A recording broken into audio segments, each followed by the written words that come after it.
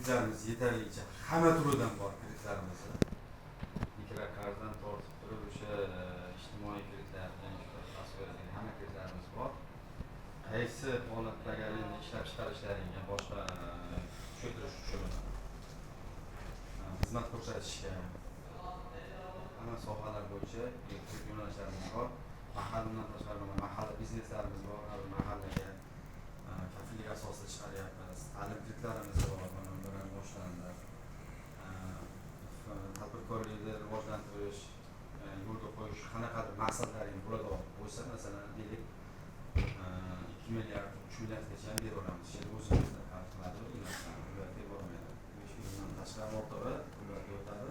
100 million, 200 million mana berib bekitlarimiz bor, kredit zavod. Agar faoliyatingiz davomida qanaqadir ishlab chiqarish boshlangiz bo'ladigan bo'lsa, 100 milliongacha, mana 300 million qaror bo'yicha bu bo'yicha ham beramiz. Kafilsiz, garovsiz.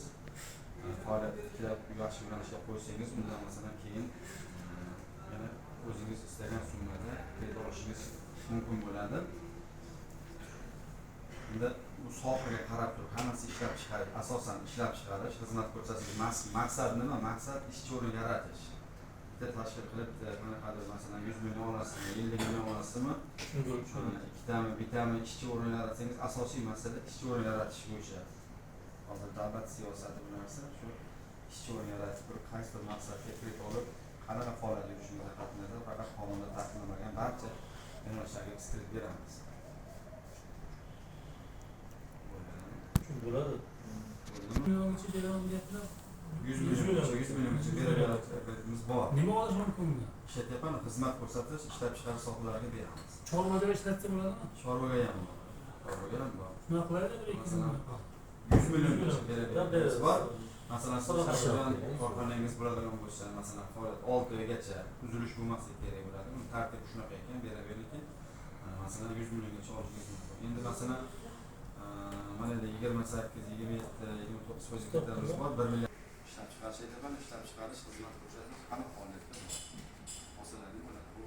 Bu bo'yicha masala yo'q. Faqat o'zingizda masala bo'ladi. Korxonangiz qarzdorligi bo'lmasligi Gazetani qarzdorligi yo'q. Pul оборотgasi bor, 1 yillik misol. Ana gazeta nomiga ochadi-ku, misol o'zim nomim, kartni chatamiz, bermaydi. Asosan kartini ko'radi.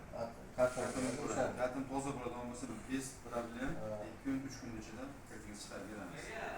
Masalan, faqat shu hozir bu hozir tadbirkorlarda asosiy qiynab turgan masala karta. Qaysidir ma'noda qaysidir oyda oldin kredit olgansizda, qaysidir ma'noda to'lolmay qolgansiz. 1 oylik hisobiga jabr ko'ryapti. Ko'rib chiqilayotgan bu masalani ham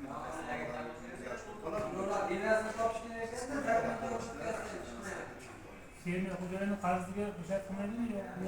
Fermer xo'jaligi